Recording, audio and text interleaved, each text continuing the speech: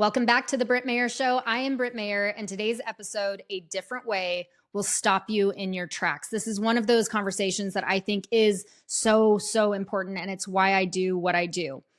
Raleigh and Carli Williams faced Carli's stage 4 breast cancer diagnosis with courage, only to see the cancer return after brutal chemo, surgery, and radiation. Defying conventional advice, they forged an alternative path, which included a lot of the things that we really aren't supposed to talk about, guided by intuition and relentless research. And that's why this conversation matters. The question is, what unconventional choices would you make to reclaim your health against all odds? So settle in and join us for a powerful hour as they share their journey of resilience, hope, and redefining healing. And of course, I need to tell you that this is not medical advice, but it is a very important conversation and contribution to the conversation on this new era of health and healing that we find ourselves in. So with that, let's get started.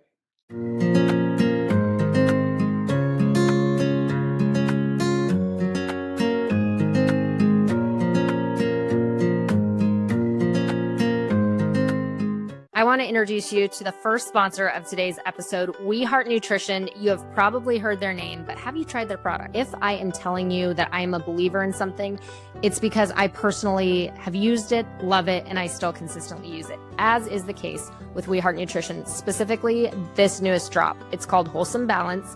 This was designed for us women whose hormones fluctuate throughout the month. We have things like pregnancy, postpartum, menopause, perimenopause before that, which I'm creeping into, which is really weird. I don't know how I got there. Ever since I started using this, I can tell you, I have noticed I just feel steadier throughout the month. I think that's the best way to explain it. I feel supported.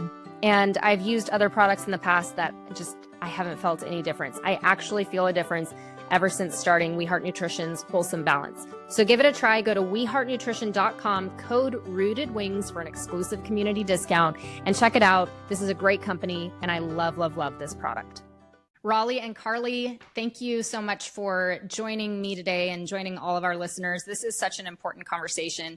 And I want to emphasize again that while this is not medical advice, because we have to say that, this is so important for people to hear these anecdotal stories of people who are sick and are pursuing other ways. And I came across your post, Raleigh, on X not too long ago, and I was fascinated. I sent it to my amazing producer right away, and I was like, we got to get this guy on. I need to hear everything. So let's go back, Carli, to March 2022. You were diagnosed with stage 3 metastatic breast cancer. Yeah. Thank you. Mm-hmm. I'm also not a doctor, you guys, but I am extremely curious. Okay. So there are going to be some things I'm going to destroy. Okay, good. No worries. What was it like when you received that news? Take us through the emotion of that moment and just kind of the overwhelming thoughts that you had at that point. Well, there was a little bit of frustration on my end because I had gone to 2 different doctors about 10 months apart. And I was like, I have this lump, it's growing. And both of them just kind of brushed me off because I was so young and so healthy. You know, I'm like a big fitness instructor and it made sense, but they put no urgency on me. And so by the time I got the diagnosis, I was the one that had put I was the one that called my second gynecologist back. And I was like, hey, can I just get a mammogram? Like, the only reason why you're not sending me to mammography is because I'm young and healthy, but I just saw something on social media, which is very important as to why we are doing this. I saw a YouTube video of somebody who's 4 years younger than I am, and she looks healthy and she has breast cancer. So can I just get a mammogram? By the time we caught it, I was borderline stage 4. And it was, so when, you know, there was a sense of peace almost of like, oh my gosh, like I think my intuition just saved my life. And there seems to be something kind of, you know, working for my good here. But I was definitely frustrated and a little panicked. But there was also a sense of peace, you know, like all those emotions. Yeah, especially being so healthy. I think that's what's so interesting. I've seen the pictures of you looking like a hot thing in your bikini. I'm like, you do not look like, what? Yeah. I don't even eat sugar. How does that, like, what? Yeah, that's like, that's what's so surprising, you know, is that you didn't look like you were going to be diagnosed. Raleigh, how did you process that diagnosis?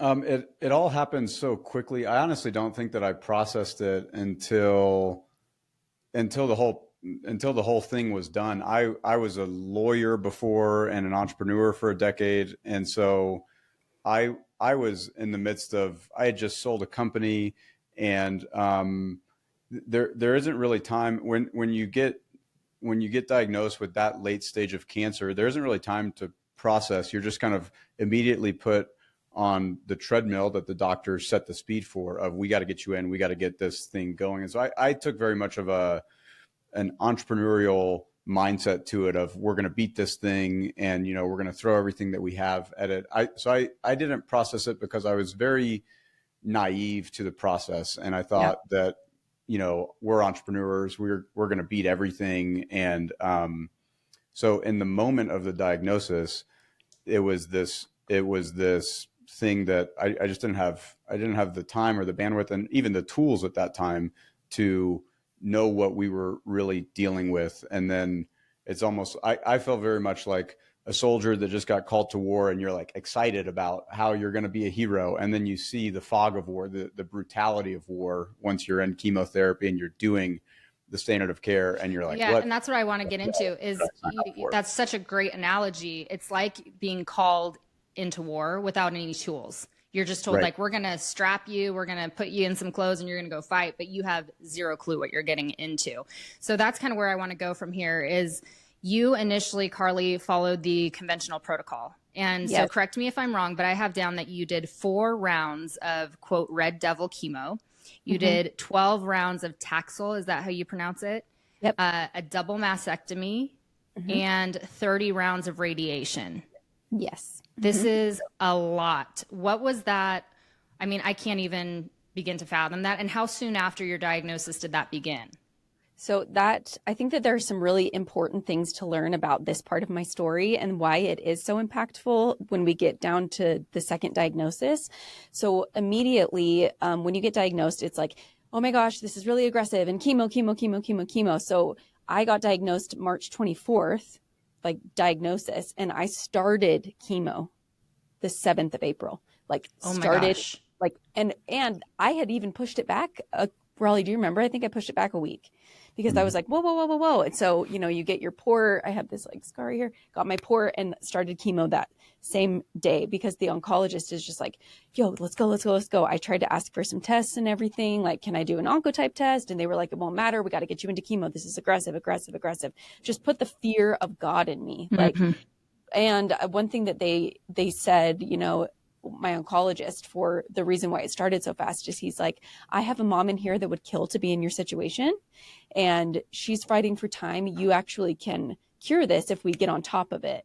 And that was ultimately the reason why I was like, oh, okay, whatever. Like, I'll do anything for my babies. Like, my twins are 4 years old, or no, they're younger than that.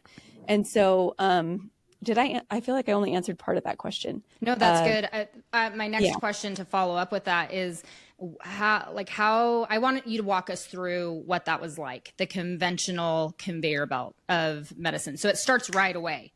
And then I can't, like, my mind as a mom, I think of like, you don't even have time to arrange like childcare, and who's going to, let alone even think through what you're about to do. But it's like, this is urgent. We've got to save your life. Like, here's the date. Let's go. So you start that process. And then what is that like physically, emotionally? I have no idea what that procedure, what that looks like. Honestly, like, the only word that I can honestly describe that as is horrific, I would say, the Red Devil specifically. Mentally for me, I was pretty quickly a different person. Raleigh can attest to that. I like kind of lost my shit. And I didn't really know. I thought that it was just because of the trauma of the diagnosis. I didn't really understand the nature of these medications and what they did to my personality, to, they shut off all my hormones. Like, on top of all of that, you're doing systemic therapy as well. So you're getting these gnarly shots that shut down all of your ovaries, and they're making you have mood swings and hot flashes on top of that. So it was pretty horrific. Having to shave my head was so hard for me. So hard. Like, it was like, I kind of shudder thinking about it. When you go, I haven't really talked about it like that. But I'm grateful. I think there's a part of talking about it that's kind of healing for me, of like, no, I'm a freaking badass, and like, this is why I'm talking about it, Yeah. But at what point was that where you had to shave your head? After round 1 of chemo. So so you do the first red devil. I kept my hair that treatment actually, and none of it fell out. And I was like, whoa, I'm amazing. I knew that like all my health stuff would make a difference. Like maybe, and just so naive. Right. And then right after the second red devil chemo treatment, I started noticing it falling out, and it was making me throw up every time because it was so traumatic. Like every time that a chunk of my hair, I would throw up. That's like because of just like my body's reaction to it. And so I finally was like, I can't do this. I just need to shave my head. I don't want to do any of the pain of cold capping and everything. So that was right after round 2 of the red devil. So really fast. It's just so much. Raleigh, what do you remember about that time with all of? I mean, the other piece that I think is important contextually is Carli's brother was going through he had brain cancer for a decade before. So her family was very preoccupied with that. And my mother was actually diagnosed with breast cancer, the exact same diagnosis 2 months prior to Carli. And so we were very much kind of, oh my gosh, on our own to try to figure out how to handle this stuff. And you're so focused on kind of beating the cancer that everything else kind of falls by the wayside. And we had total trust and confidence in the medical team. And so when they said jump, we said how high. And we kept, when you meet with the oncologist, everyone, I call it max interventionalism, which is what modern medicine is today. They want to intervene to the maximum extent possible. And when the battle is framed as, your life is on the line, then what you lose in that battle, it feels like it's just what you're required to sacrifice if you care about your life, or if you care about your children, or if you care about your family. And so everything that Carli was experiencing, from the suicidal ideations to the bipolar episodes, those are it got that bad. Those are all I was like on-label side effects. They're all on-label side Unrecognizable. effects of a lot of the drugs. But when I would have conversations with the medical team I don't know what has happened to this. The patient that you see in front of you is not the woman that I married, and I don't know what has changed so drastically. And it was always very much like, listen, my specialty is cancer, and to the extent that there are mental side effects, that falls outside of my purview. That is the job of a psychiatrist or someone who isn't me. So, you can go see another specialist, but did you pursue that? Did you go and see like a specialist for mental health during all of this? Yeah, they recommended months Okay. after Taxol, because I was so suicidal, which is not me. I like love life. I love my children. And I was just like, I don't care. It was like, I couldn't access that like life force part of me. It was completely gone. It was so frightening. And again, I was just angry. I was like cussing people out. Like, I do not even swear, it was just such a drastic personality difference. So, to help with the suicidal ideations and the depression, they sent me to do ketamine treatments, which actually were helpful in Taxol. It was like, okay, I know that I'm going to get my treatment on Thursday, and then I'll go do a ketamine treatment on Friday. And then it will give me about 2 days where I don't want to kill myself. Oh my gosh. It's like that bad. And I again, we are not like against the medical system at all. Like my brother, they saved my brother's life. Like I was like, oh, the medical system knows what they're doing. Like I think people who don't do this are crazy, because, my brother had phenomenal results at Huntsman, and he was a walking miracle. He shouldn't have lived. Right. And so it was really hard for me to like see my brother's experience and then see my experience. And I'm like, what in the actual hell is going on right now? And it was like, even thinking about it right now, I feel like I'm going to throw up. It was so hard.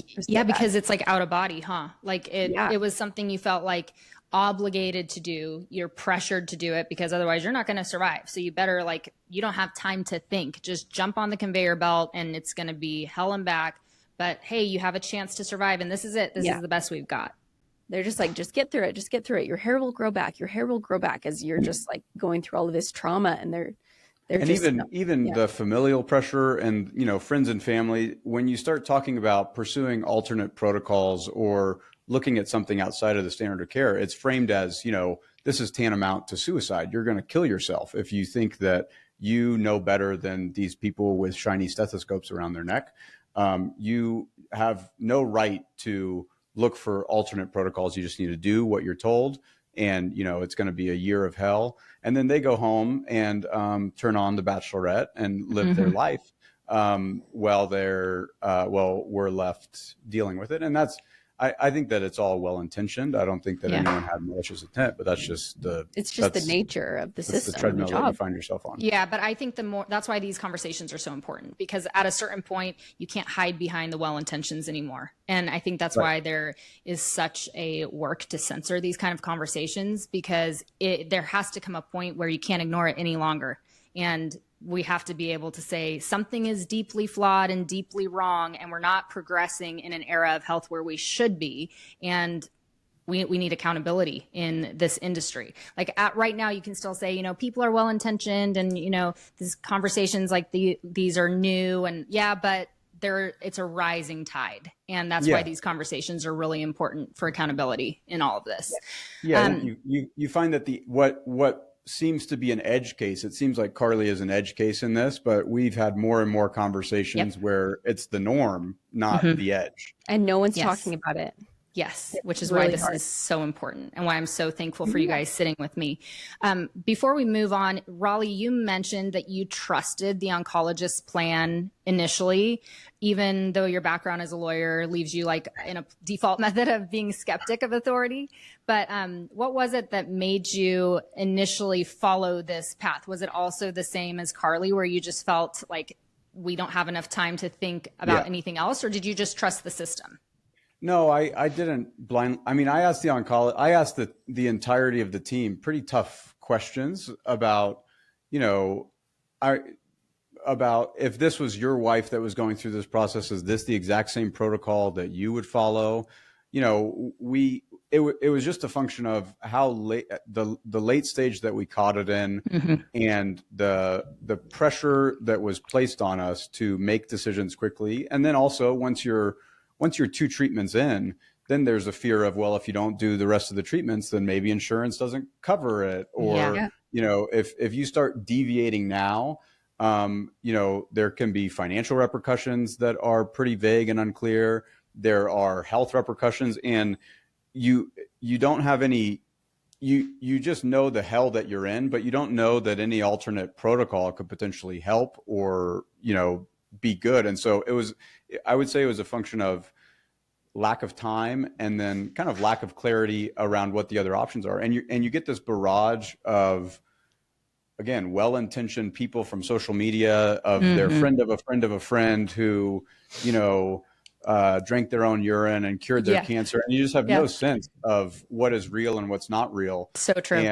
And you're also in this state where you're so depleted emotionally from it all. Car and I were fighting every single night from the. And you've got kids. You've got little kids. Yeah, too. I mean, you're being parents on top of that. Yeah, so it's just you have no mental faculty or availability to have any confidence in I can figure this out quickly and with the speed at which they wanted us to do the treatments. It was just, all right, well, we gotta attack this thing hard. And it was almost like, there's a light at the end of the tunnel, right? Like, as long as we just get through this year, it's going to be a year of hell, and let's just get through it. And then we'll have 25 years, 40 years, and it'll all be worth it. So did you make it through the year? I finished treatment. Is that what you're asking? Yeah. So you finished the protocol. So a year later, you finished the protocol. Did they give you a clean bill of health, or what was the end effect of that 1 year? Yeah. So I did, I finished radiation in that year too. So and I did it on New Year's Eve. It's so funny. I wanted all my treatment to be done. We just bought a new house. I'm like, I want all my treatment to be done and scheduled so I can move into the house and be cancer free. I did. It's so fascinating to me though, because I really do believe in the power of the word, and I'm kind of a little hippy dippy now, and that's fine. And my oncologist, after I did everything, I was like, so it's gone, right? And he goes, I'm not God. I don't ever like to say that anybody's in remission. And that's what he said to me after everything was gone. And I was like, wait, what? And so it kind of made me feel very, you know, it's almost like they were like dangling this promise of do all of this and then you're going to be good. And then it was like, oh, and now that you're here, by the way, here's 10 more years of systemic therapy and stuff. So, so I did make it through, and then things got hard again, you know? So let's go into that. That would push us into October 2024, right? Is that the timeline where we're at? So you learned that your cancer did return, and this time in your spine and your pelvic bone, right? Yes. So at this point, the oncologist has another aggressive plan for you guys, another conveyor belt to jump on. But you guys this time chose a different way. So let's talk about that. I want to know what was different this time. Raleigh, I think that you're good at, you know, kind of talking about the systemic therapy and like what happened. I think the side effects of the systemic therapy that she was on prior, which is what they were recommending her getting on again, I think it was so obvious that and I guess the big difference was when you're stage 4, they say these are the therapies that you're going to be on for the rest of your life. However much longer you live, will be on these therapies. And so the trade-off, the first trade-off of stage 3, it's okay, it's a year of hell, let's get through it, and we'll have the rest of our life to kind of reap the rewards of this hell that we experience. But for the trade-off to be, you will be in hell for the entirety of your life, but you may live for, 36 months longer than you otherwise would. It seemed like such a Faustian bargain, such a poor trade-off to, trade all of your life force, any joy, any energy, any experience that you could potentially have, just for, potentially living another couple months or years or even a decade. But in that state, when she was on those systemic therapies that she had gotten off of, she was obsessed about how to get off of this planet, however she could, in the least painful way possible. And so from the medical team's perspective, their only focus is that cancer doesn't kill you. And so if you kill yourself, that doesn't fall within their purview. That's not their problem. That's not the thing that they're working on solving. And so for us, it felt very much like if us going our own way results in Carli living less time than she otherwise would have, then that's a trade that's worth making, because what will be left of her after doing these therapies will not be life. You will not have a life. And so I would rather live 5 years, but my best years, than another 10 or 15 years where you're just constantly fantasizing about how to end your life. It just didn't seem like it made much sense to do. Yeah, it's like a real poor trade-off. Yeah, so it's we talk about finding asymmetric bets, something where there's very little downside and very high upside if it works. And this is the invert. This is an asymmetric bet in the other way. There's very little upside and massive downside. And the downside wasn't even a potentiality. It was something that we'd already experienced. The downside was certain on what was going to happen if she got back onto those systemic drugs. And so it never crossed our mind as an option to do, despite it being the recommendation of the medical team. Yeah, I remember. Okay, as you get to that point and they're like, here's the conveyor belt, and that's not what we're going to do. Did you have any idea what you were going to do then? No, I remember going to my oncologist with Raleigh, and I just looked at him and I said, I just feel like I'll be such a better angel to our family. Like, I can just do that, and like I'll just be an angel to our family and like help our kids that way. And I was like, and also I will murder anybody that marries you, but I don't know. And like, maybe my angel self will be nicer. But like, that's like what I said in the oncologist's office. I was just like, because he was like, I've ordered this, and they were the exact drugs that made me so suicidal. Like I actually couldn't. I wanted to. I had been on them for a year, and I was I could not live. I couldn't. I wish I wasn't like that. Like, I wanted to trust the system. I was like, just tell me what to do. I'll do whatever. And then it was almost like my soul forced me to get off of them. And so I was honestly just like, I guess I'll just die. And like, that's okay. You know? And I can't even believe that it got to that. Such a low, like such a complete low point, and like the ultimate low point, especially as a mom, to be at it's complete despair and like just hopelessness. So how did you find the way forward for you guys? Like how did you put one foot in front of the other? So we switched oncologists, which was awesome because our new oncologist had a very different approach. She's the best in all of Utah. She's incredible. I have nothing but the highest respect for her. So we did that because my other oncologist, I just felt like it was just so sad for me because I just trusted him so much. And I felt like he didn't care about me. I was just like a body. Like, that's what I kept saying to Raleigh. I'm like, I just feel like I'm a body. Like I have no soul at all. I'm just a body that someone can put drugs in. I'm like, I might as well just, go and get drugs that will end my life and euthanize myself. Like, that's where it was. And it's like I was looking it up. I emailed a euthanasia place. I was like, please, Carli. Like, I can't do it. Like, I can't. And I can't do what my brother's done, where he's been on these drugs for 12 years. I'm like, but his weren't as severe as mine. But, so then I called one of my friends and I was like, hey, I just want to let you know my cancer's back. And she was like, okay. I actually called her and I was like, just make sure Raleigh marries somebody that's really cool. I don't even think I told Raleigh that. I was like, please, like, my little sweet daughter, like, she needs to have a really awesome mom, and make sure just make sure that my kids, like, just, if you know of anybody, just like set him up when I'm gone. And then she was like, hey, Carli, we're not going there yet. That's honestly why I called her. I was like, and I'm not getting married again. I've done it once, I know. And I was like, Raleigh says he's not getting married again. My babies need a mom that's as amazing as I am, pre-cancer. So then she started sending me a bunch of articles on X. She's like, I know this is so weird, but I'm on X and there is all of this talk about this medication called fenbendazole and ivermectin, and they are all over my feed. I don't know why. It's like they targeted me for some reason. I'm just going to start sending them to you.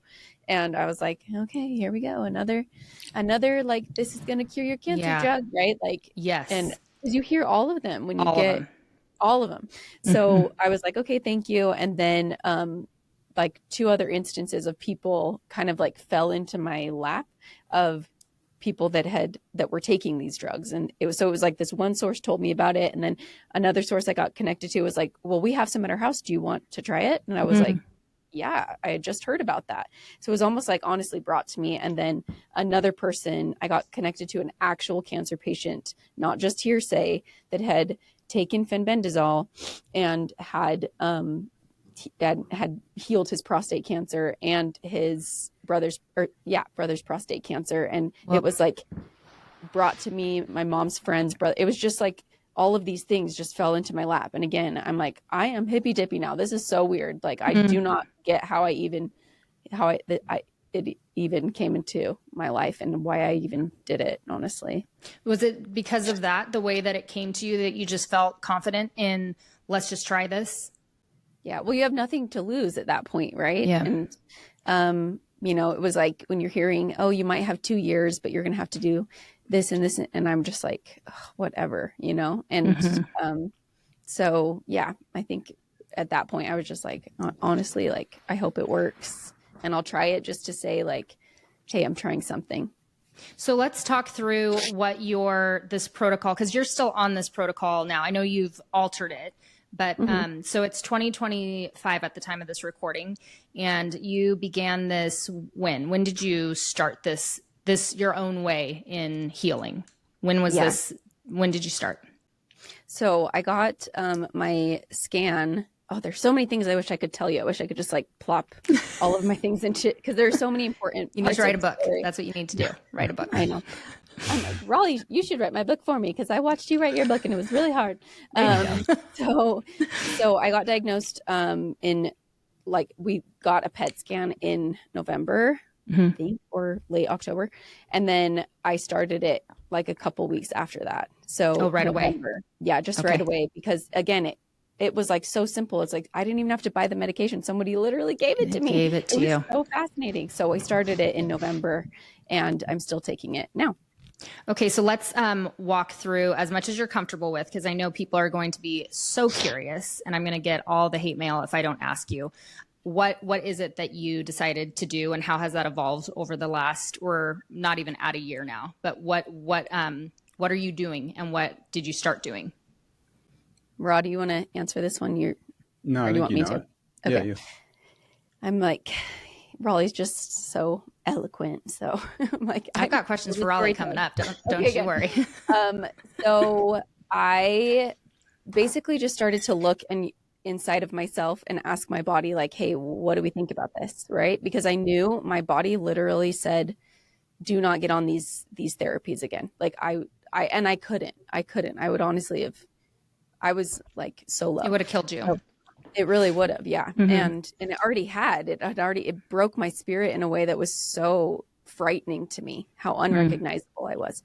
So I was like, I'm going to switch oncologists and see what she says. She really listened to me and Raleigh and was so sweet and was like, these drugs are awful for you. It sounds like, and even though she's like the best oncologist, so she's like, we're going to go very, very slow. And I was like, well, what about a hysterectomy? I heard that if you get a hysterectomy, you don't have to be on this nasty, nasty drug called Lupron. And Lupron for me made me psychotic, actually. Yeah. And there are, even my psychiatrist, when I finally got a good one, was like, what is your oncologist saying that this doesn't cause psychosis? Like, it's literally like, there are so many studies about this with one Google search. Like, it's probably on the insert. Like that's one of the side effects. On label. Totally. On label side effect. And he kept saying, like, I don't know why your oncologist keeps saying that this doesn't cause mental issues, that it only causes hot flashes. Like, that is not true. So, if you get a hysterectomy, you don't have to be on Lupron, because it does the same thing. Lupron shuts down your ovaries because my cancer is fed with estrogen. So it shuts those down. And I was like, what if I get a hysterectomy? And she was like, well, I'm a little worried about you getting a hysterectomy because it's permanent. And what if it was just the decrease in estrogen? And I was like, no, I feel good about the hysterectomy. So I kind of like asserted, like, I feel good about that. Mm-hmm. So we scheduled that, but we couldn't get me in for my hysterectomy until March 10th. So in this time, I have no preventative medication at all. And they're like, it's stage 4. It's very scary. We're going to radiate these 2 spots, but there's no preventative. So I was like, okay, I'm going to do radiation on the 2 spots that they found in my spine and in my pelvis. And then I'm going to get a hysterectomy to hopefully decrease the estrogen. But there was no preventative medication in between radiation and my March hysterectomy. Mm-hmm. So there were about 2-3 months of nothing being done where the cancer could potentially grow. So in that time, that is when I was doing ivermectin, fenbendazole, and these other supplements to make it more bioavailable. What were some of those supplements? What were some? Give me throw out some of the supplements that you were doing. I'll give you the whole protocol. So it's really important when you're taking fenbendazole specifically to make sure it's bioavailable. That was something that the guy who healed his prostate cancer and his brother's prostate cancer added to my protocol, because I was just doing ivermectin, the horse paste, and fenbendazole with nothing else. Was it legitimate horse paste, or were you doing the pills? Legitimately the horse paste? I just switched to the pills this week. You're bougie now. I know. I was like, maybe. I know. I was like, also though, it kind of so Raleigh would do it and he'd put it anyway. I've seen the videos of Raleigh giving it to you. Totally. I love it. It was like $9 and I'm like, this is ridiculous. Yeah. You've been doing it for a long time. You earned those pills. Okay. Totally. So you were doing the horse paste. So the horse paste, ivermectin, but the fenbendazole, you have to take with things to make it more bioavailable, or else it goes through your system too fast. Just like butter, fat. Oh, okay. So that was one thing. And then vitamin E, a CBD tincture.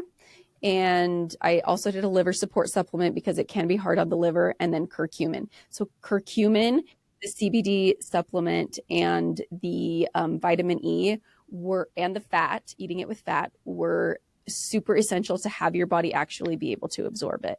So that's my current protocol, is those still. Oh, still. That's okay. Yeah. So you mentioned, and Raleigh, you can chime in too. You mentioned that you did this in like an in-between before the hysterectomy with nothing else. What were the results of that?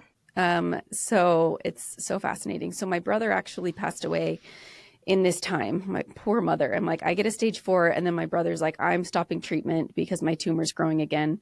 My brother passes away. And he would always make fun of me for the horse paste, by the way. I was like, I don't know if I could ever do chemo again. And he's like, Car, you're the one doing the horse paste. And he'd always like neigh at me. He was so cute. And I'm like, I love you. I know. He's so sweet. I'm so sorry. I know. Thank you. So, so he was waiting to pass away for me, I feel like, because I had to get my hysterectomy March 10th, and he was declining very, very, very fast. And I wanted to be able to like go to his funeral, and I had to recover, and I couldn't really wait. And it was like all these factors. And so he passed away. There's a point to the story. He passed away 4 days before my PET scan to see if the radiation had worked. Because if you do a PET scan right after radiation, all that it will show is inflammation, and you won't see if the cancer like is gone or not. So I had to wait about 6 months or whatever to even see if the radiation had gotten rid of those little spots and if there was any more tumor growth. And so 4 days after my brother passed away from cancer, was my PET scan was scheduled the day before his funeral. I kid you not. And I'm like, my poor mother, they're like, if this is like, if your cancer's everywhere, like we can't, it was so hard. And so I went and got my PET scan, and it was miraculously clean. And my oncologist was like, my radiologist, when I went into that appointment, was like, I was so scared to see your scan all morning because you weren't doing any preventative medication. Zero cancer. Whoa. Zero. I mean, wow. Zero. Oh my gosh. That must have felt almost vindicating, I would think. And also like, what a incredible result. There's no way you were expecting that. No, I after I had like gotten on the protocol, there was a part of me that was like, I feel like this is going to work. Like, I think that, talking to Roger Rasmussen is the guy who helped me with my protocol to make it more bioavailable. Talking to him and like hearing all of these actual cancer patients who actually healed their cancer, I was like, wait, I feel like this could actually work. And so going in, I actually had hope. And I asked my brother before he died, I was like, listen, you got to pull some strings up there with God, because like we can't. And he's like, I got you, little sis. I'll do what I can. So sweet. And I felt like he was going to make that happen for some reason. And I totally felt totally abandoned by God, like through this whole process. Right. I lost my faith. I was like, this is just like, there's nobody actually gives about me because of like how hard the treatment was. I was like, there is nothing like, and I'm gutted about it. Right. And then I feel like it was so divinely like timed, like even the fin bend is all coming to me. It was like God was saying like, I'm here and I'm trying to help you. And then like my brother, like, I don't know, it just was so spiritual to me. And I had really lost that in cancer treatment. So yeah, I had this weird, like peaceful knowing within inside of myself, which is what Raleigh and I are really encouraging people to do, is listen to that inner voice. And I had this inner voice that was like, hey, it's going to be okay.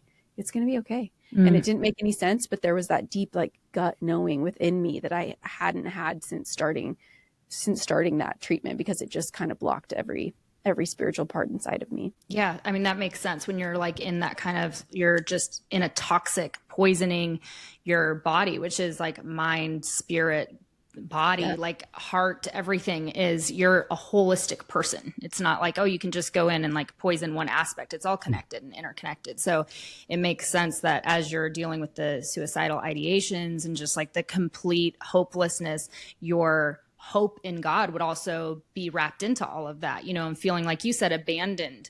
But how amazing to get to a point now where like you're feeling like that restoration of faith and like peace. And I just think that's such a cool part of the story too. Let's talk a little bit about how you feel on this protocol, because you're still currently on this protocol. How do you feel on this versus how you felt on the whole first conventional protocol that you were on?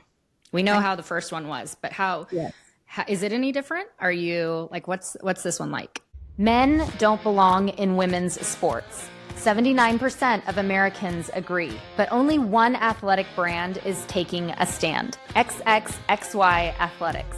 Their brand mission is to stand up for female athletes and the protection of women's sports. The clothes are so high quality. I'm actually wearing one of their shirts right now. This one's my favorite. You guys ask about it every time I wear it because it also makes a statement that you stand with women and girls. XXXY Athletics has amazing logo tees like what I'm wearing right now, and premium workout clothes, including leggings, moisture-wicking tops and tanks, tennis dresses. You guys have seen me wear that cute tennis dress that's gonna be my go-to all summer, and skirts and more. You no longer have to sacrifice fit, quality, and style to wear your values. And honestly, why in the world would you give your money to the big brands that sell women out when you could wear XXXY Athletics? So head to thetruthfits.com, enter promo code RootedWings20 to get 20% off. That's code RootedWings20 for 20% off only at thetruthfits.com.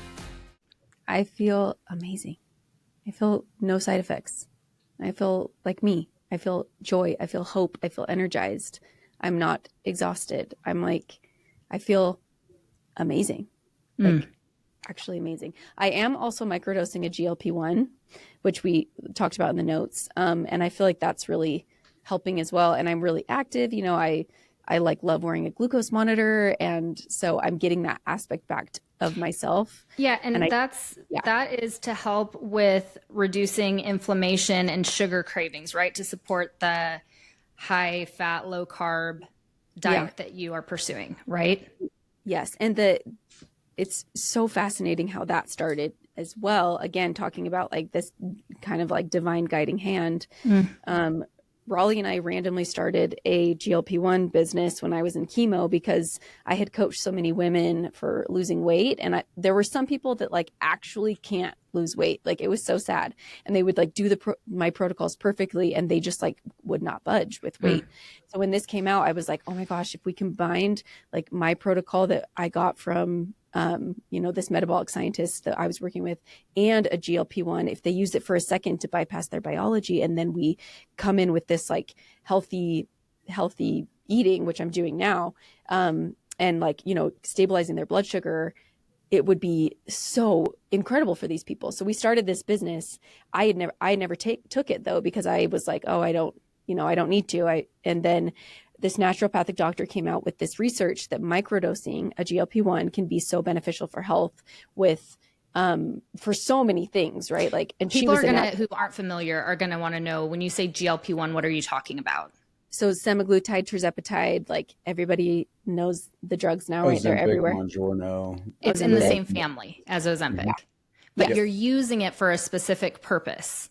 Yeah. And a teeny tiny amount, tiny, like, so people, are taking 50 units or something, and like Raleigh and I will take 3 to 5 and like never go above that and take breaks. And how does this benefit everything else that you're doing? Like, how does it hold hands with the ivermectin and the supplements and the liver support? What's the theory behind that? I mean, there are so many anti-cancerous like benefits according to this naturopathic doctor and according to the research that, again, it felt like an asymmetric bet. And I eat it I do like a low carb diet on top of it, and it makes it really easy. So night and day from round, like this whole conventional approach that you guys took. What have you noticed, Raleigh, with all of this? Because you have been such an active part of this whole journey. And I was reading through, and I'll link it all in the show notes. I really encourage people to check the show notes because I'm going to put tons of information from you guys down there. But you read thousands of pages on cancer and mitochondria over like a period of time. You really dug in because you're a lawyer, attorney. This is what you do. Like it's in your DNA. But I want to first know how you feel, just as being the caretaker, this current protocol has been so much different. And then how your research, like, I think, is it Seyfried or Seafried? How do you pronounce Thomas's last names? Thomas Seyfried. Seafried. His work on cancer as a metabolic disease has shaped your confidence in Carli's current protocol. Yeah, I mean, from a caretaker's perspective, it is night and day different. She is so, I mean, the first time through cancer, it's hard to impress upon people how different she was, and the toll that took on our marriage, on just life in general. And it felt like it was our only option was to trade. You know, you're fighting for life, and so what else? What other alternative do you have? This is just the way things have to be. And then the second time, it felt like this was the last chance to fight this thing, and it was time for me to kind of dig in a way that I really hadn't the first time. And I think the more research that I did, starting with The Emperor of All Maladies, which is a great Pulitzer Prize winning book on the history of cancer, I think that was the first time where it talked about the research of how little has progressed within cancer from the time from the trillions of dollars that we spent researching it from the 1950s on. Yeah. Like it, and so that opened me in a way that I hadn't been before, of like, y'all really don't know what this is yet, and you really don't know how to solve it. And so it took my view of kind of the medical community as this kind of above reproach scientific community that is just truth seekers without any agenda, which I think is a naive view, but I kind of had that view, to the corruption that exists within the medical community, the profiteering that exists, and also, even if you take the incentive structure and kind of the dollars aside, just how unsettled and how up for debate the science is of what is cancer, how do you stop it, and the therapies that we've kind of built as the cornerstones for cancer, of radiation, chemotherapy, and surgery. Those are really the only three options that the standard of care medical community has. How a lot of those things developed in the 1910s from doctors that were hooked on cocaine, figuring things out, just cutting people open. And and a lot of research got done by Otto Warburg in the 1920s, and he had this view of cancer as a metabolic disease. And then when the double helix was discovered in the 1950s, genetics, cancer as a genetic mutation became this kind of thing that everyone kind of glommed onto, and that became kind of the new kind of centerpiece of cancer. And I think that there were a lot of beautiful progressions that happened with that as a centerpiece, but I think we're in kind of this age of diminishing returns, and it doesn't seem like it's really progressing like it once was. I mean, Richard Nixon declared war on cancer in the 1970s. That was 70 years ago. And a lot of treasure has been spent to try to beat this thing, and it just seems like it's in this intransigent thing. And I have no delusions of grandeur of being able to solve any of that stuff, but it opened my mind to the idea that you have to release this idea that there's a panacea, there's a cure-all, there's a silver bullet, that cancer and your health is so much more of an individual question that requires you to be engaged in the solution and not just receiving it from the medical community, because they just don't, there's just so much that isn't known. And so it kind of, and so that does put a little bit of onus on the patient and the patient kind of caretaker team to kind of do their own research and kind of forge their own path, which for a lot of people, I think for a lot of people, that's just not something that they're interested in doing, or they don't feel like they have the tools to do that. But for us, it felt like it was our only option. What's crazy to me is you brought it up, how much money is thrown at cancer research, and we're gonna figure out the cure for cancer. Trillions of dollars pours in donations and federal tax money. So much goes into finding a cure for cancer, right? And it has for such a long time.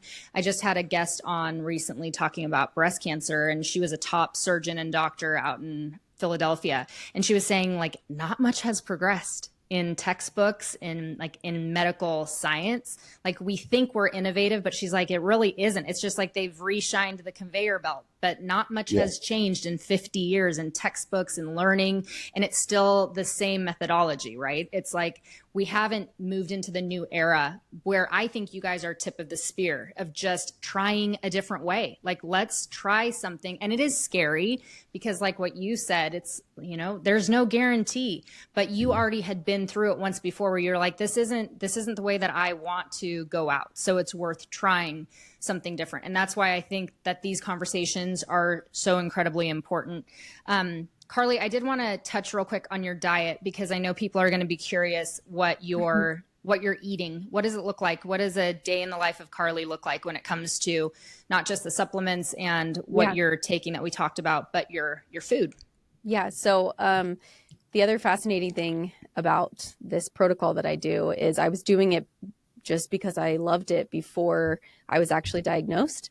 It was like this. So there's a doctor, his name's Dr. Ben Bickman, and he has a research lab all about beating insulin resistance at Brigham Young University, where we went to school.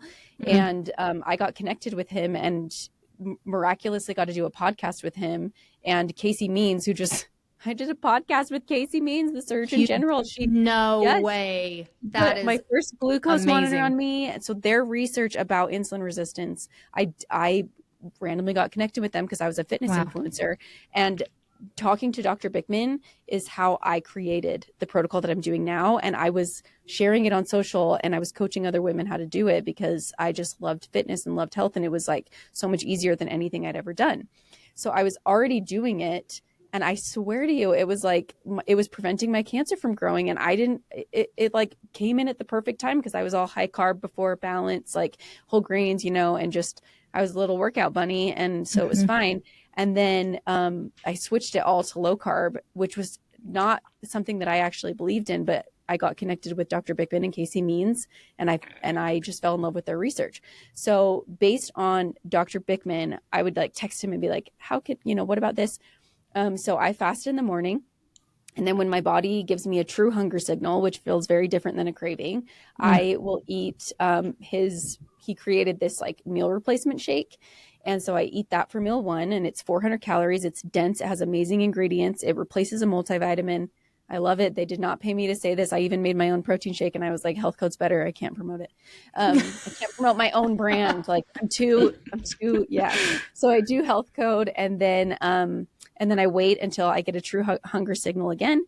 And then I'll make a, like steak bowl or ground beef or chicken and avocado. And basically my framework that I kind of created with Dr. Bickman was protein, fiber, and fat is like the basis of my meal. And then I'll wait 15 minutes. And if I have, some urges for carbs, then I eat them at the back end of the meal so they don't spike my blood sugar. And they usually come from the earth. So carbs from the earth. Would you be like whole grain bread, sourdough, or only sourdough? Yeah. Only sourdough.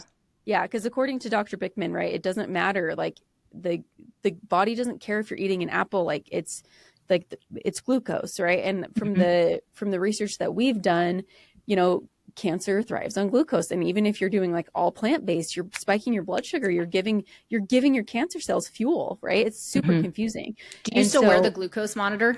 Yeah, I actually just took mine off. I have a spray tan mark from it. But it's so funny. When I did it with Casey Means, initially you had to get a prescription for it. And so I was getting it through Levels. Now you can actually go to a company called Stelo, STELO.com. Seriously, these companies should pay me for this. God. I know they should. They should. We'll tag them all on the podcast. Let them know. Yeah. And you can get it with no prescription for like $50 or something. And you found that for you has made a huge impact in knowing. Huge. Huge. It's kind of fun, right? And so my whole protocol is based on just stabilizing my blood sugar and kind of hacking it. And that goes into the metabolic issue that we Yes. talked about, Raleigh was talking about, like the tie-in with the metabolic, right? And how glucose is a huge component of that. And then the theory is that if cancer is a metabolic disease, then you need to really be aware of your glucose throughout the day. Am I following? Is that kind of the theory of all of this? So it's attacking it from the framework of, let's look at how the body is responding to what we are putting in it versus let's just drown it in poisons and kill everything. Is that, am I right? Is that the difference? Or how would you phrase it, Raleigh?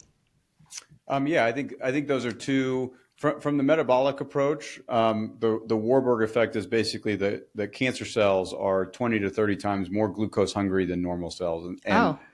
And so that's why when you get a PET scan, they shoot you with glucose, radioactive glucose. And the way that they tell whether you have cancer or not is because they can see that there are cancer cells that are eating the glucose more avidly than normal cells. And so that's even the way that we detect cancer is from that glucose driven approach, because cancer cells are very glucose hungry. And so I would say that for the fenbendazole and the ivermectin, those are antiparasitics that attack certain pathways of the tumor, at the biological level. And then the metabolic approach, if you only think of cancer as a gene dysfunction, right? That our genes are the things that are telling the cells to kill themselves. Apoptosis, it's time for the cell to die, right? And cancer has figured out a way to bypass that. And it's not killing itself like it's supposed to. It just continues to replicate. And so in order for it to replicate, it needs the energy that requires glucose in most cancer cells.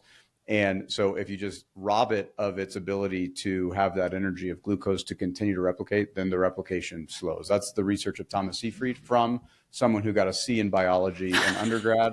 So you've read a lot. The fitness instructor that's just obsessed with glucose stabilization. This is why I love you guys. I love the humility, but I'm like, oh, you're also tip of the spear here, guys. Okay, let's be honest. Also, I show my scans on my Instagram. I'm like, guys, I feel it.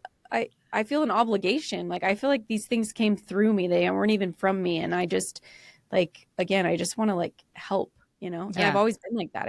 I always wanted to help moms feel confident after babies. That's how I started my Instagram with food. And then it evolved into this. I said to Raleigh this morning, I'm like, can you believe this is our life right now? Like, cancer, what? Yeah. And the other piece of that, I think my framing of it is, even if Thomas Seyfried is completely wrong, that cancer isn't a metabolic disease, the risk of not having a ton of glucose in your life is so zero. I was doing it before. Even if he's completely wrong, the more research that I've done, it just kind of tends to make sense to me. It just kind of resonates with me and I can understand it.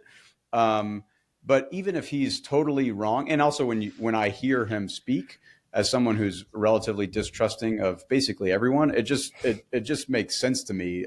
Like, he sounds competent. He doesn't have any vested financial interest. He's a researcher at Boston College.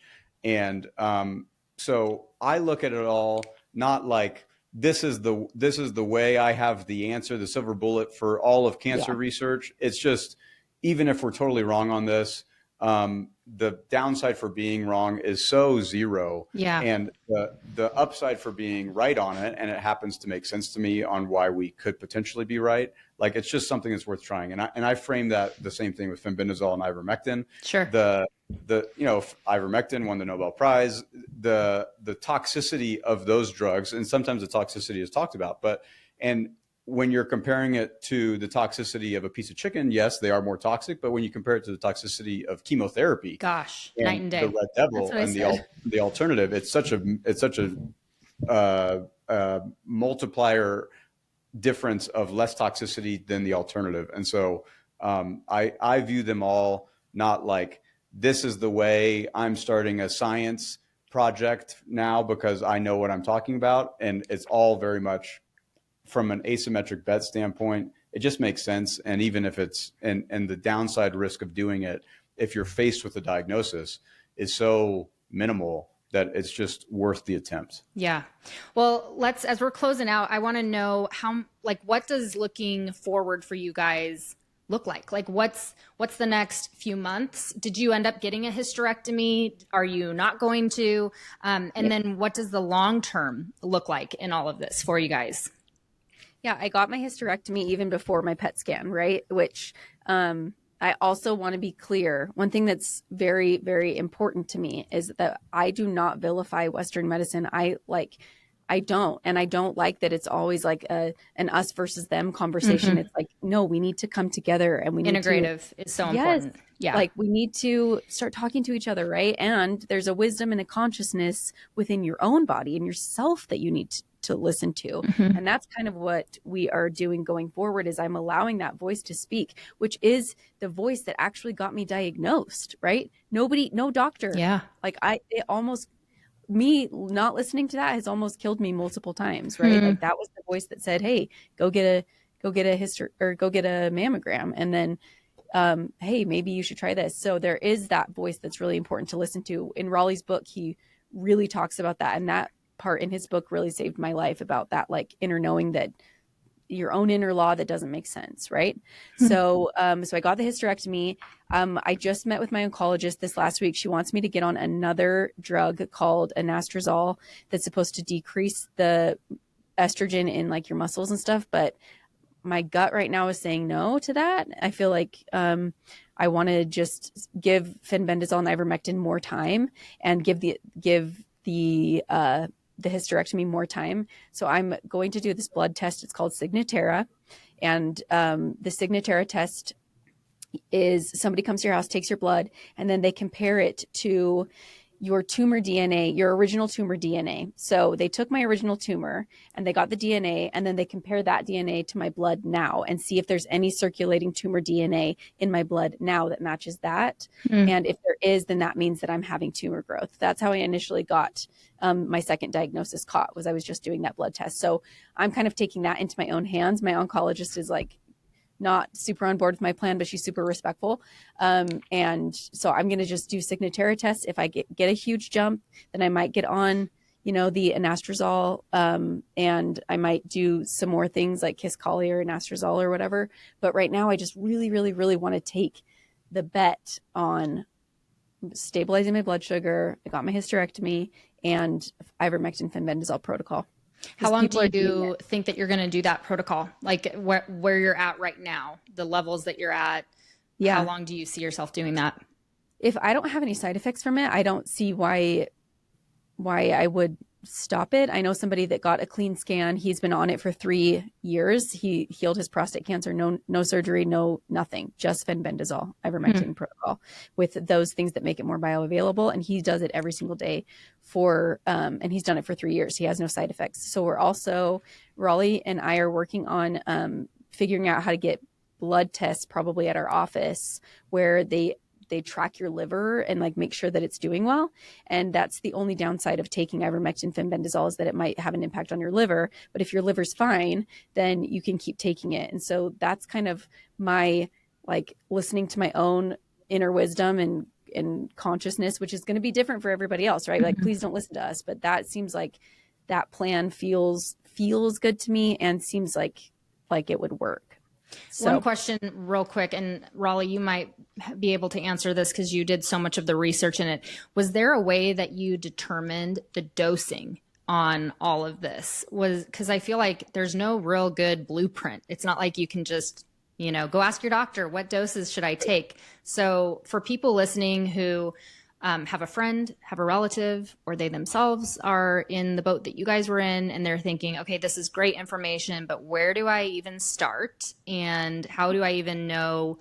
I think the question I can hear buzzing in my ear from the audience is, well, what's the dosing? But it's different, right?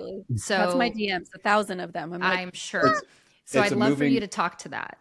It's a moving target because, when you go to Western medicine, they have standard of care protocols with very tight dosing guidelines that are based on double-blind studies.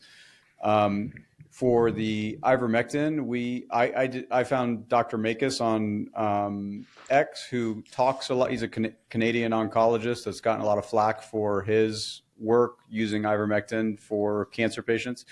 And so he has a table of, dosage for ivermectin based on whether you're in remission, whether you have fast growing cancer or, obviously the faster growing the cancer, the more aggressive you should be in the dosage of it, because the toxicity, all you're really trying to face is the toxicity risk of updosing these drugs. And so for the ivermectin, we kind of settled on 15 milligrams for Car. She weighs 110 pounds. And that was because we didn't know whether her cancer was growing. If her cancer was growing, we probably would go up to 25 milligrams per day of ivermectin.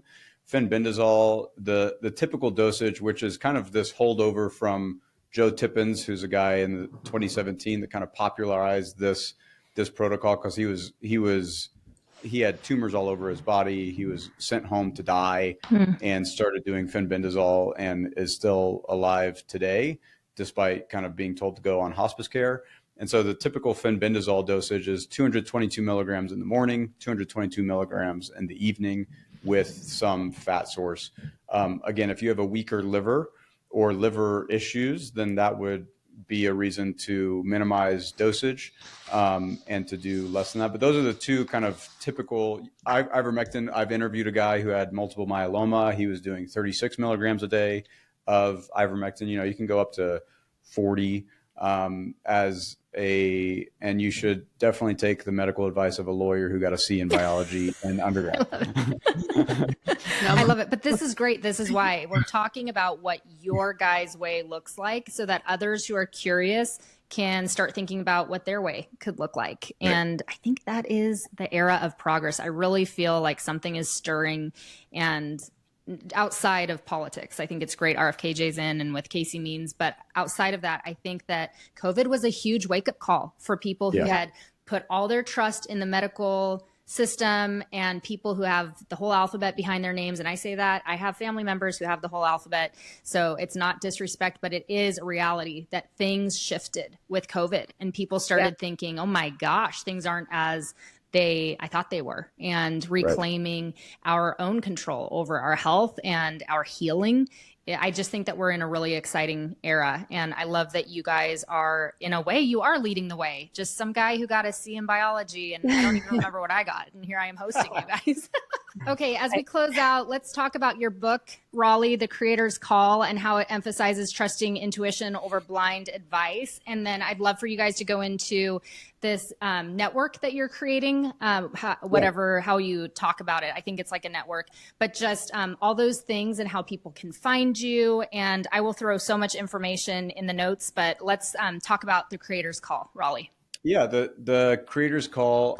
When Car got cancer, I hadn't written, when you go through law school, you're forced to write so much. And my time as a lawyer, I was forced to write so much. As a kid, I used to write a lot because I actually had a speech impediment. I couldn't say my R's. So I was Raleigh Williams.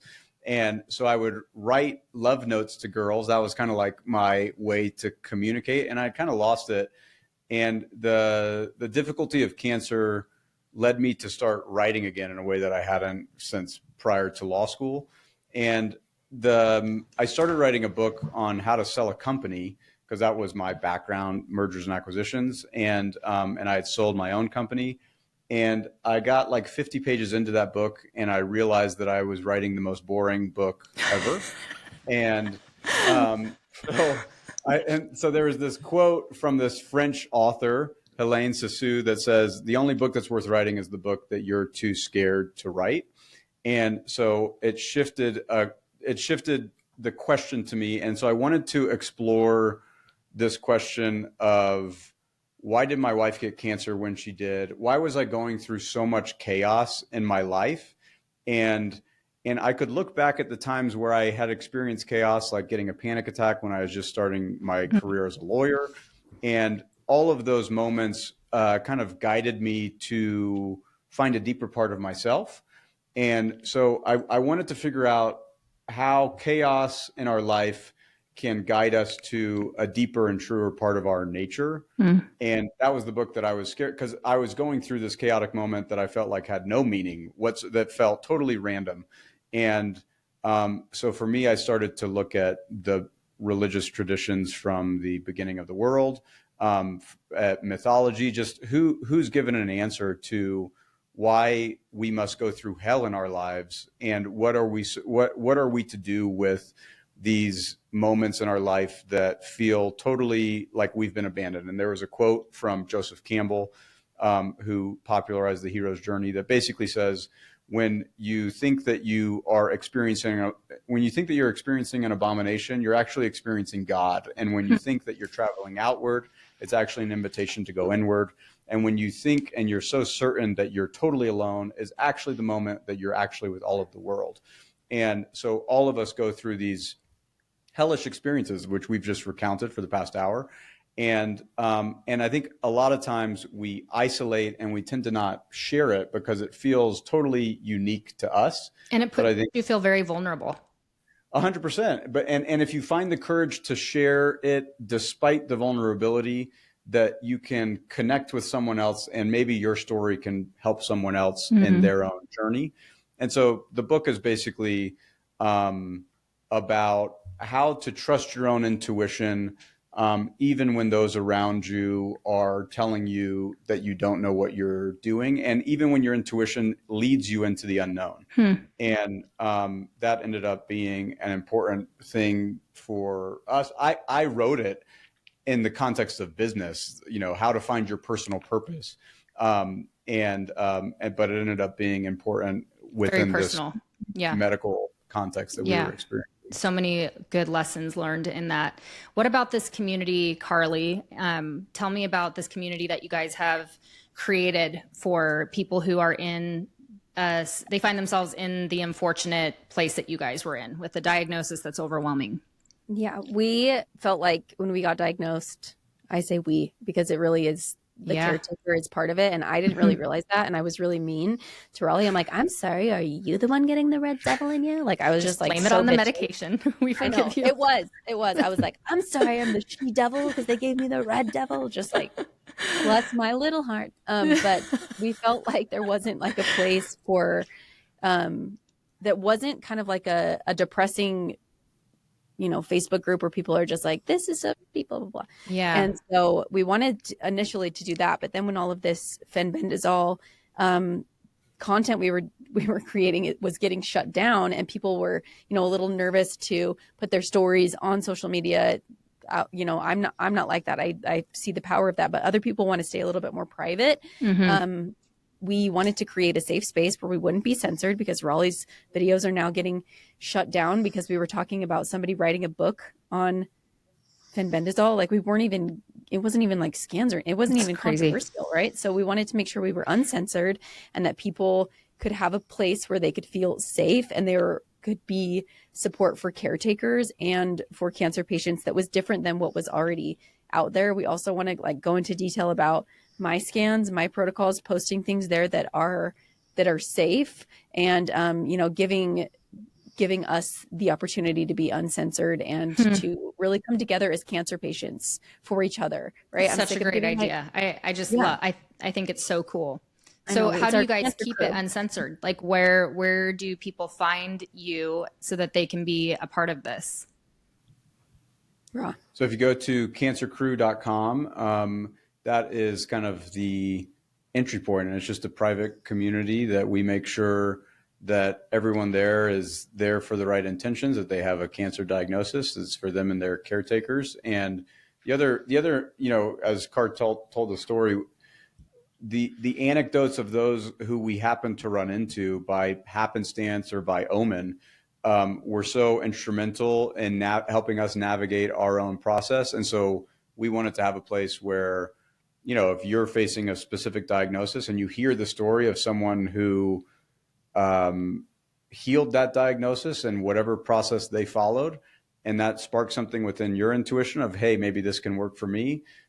We wanted to have a place where those stories could be told without fear of reprisal. And so at cancercrew.com, that's what we do there. So good. This is how the conversation keeps growing, and how, the vulnerability aspect that you were talking about, and like pulling in. Instead, like, this is such an opportunity to make the conversation louder. Let's progress this. Let's talk about all these anecdotal stories of people who have found themselves on a different alternative way and have found incredible healing. You know, I think that's the only way we're going to see change, and we're going to hold accountable the people who do have nefarious reasons for not wanting progress. You know, money is a cruel master. And I think that there is something to be said about the fact that there hasn't been change in so many years, and the pharmaceutical giants have grown very, very large in that time. And the medical industrial complex has become very large and very powerful. And they don't want stories like this getting out. So I'm sure we will face backlash over this episode. Like I said in the green room,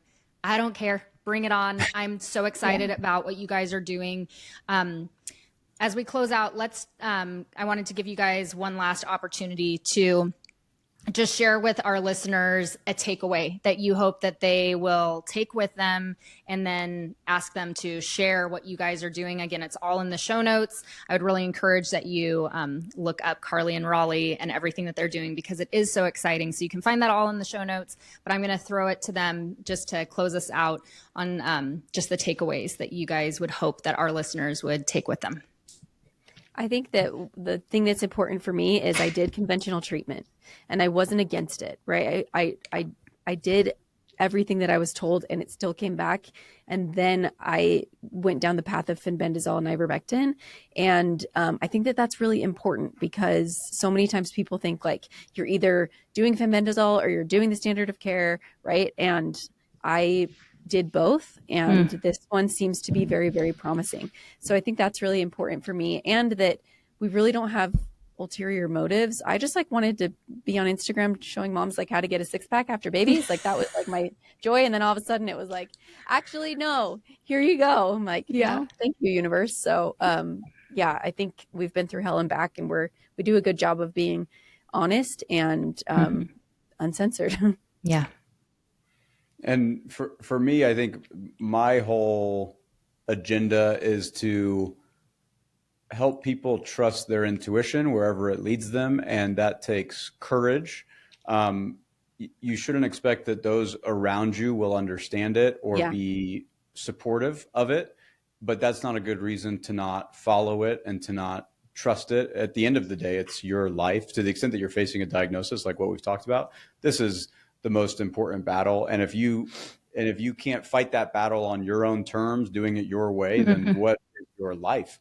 And so there is a wisdom within each of us that may not make sense to anyone else. By definition, it usually doesn't make sense to anyone else, but that's not a reason to not follow it. That tends to be a good signal that you're on the right path, is that it only makes sense to you, even if you can't articulate it very well just yet.